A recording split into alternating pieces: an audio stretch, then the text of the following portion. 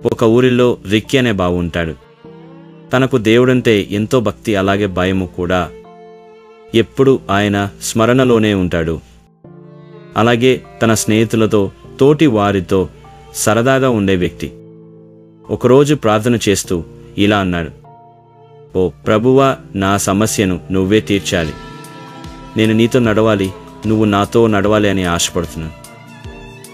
నా భయములన్నిట్లో నుండి నన్ను కాపాడు వాడవు నీవే, నన్ను రక్షించేది నువ్వే అని ప్రార్థన చేసినప్పుడు దేవుడు ప్రత్యక్షమై, భయపడకు, నేనే నీకు తోడు ఉన్నాను అన్నారు.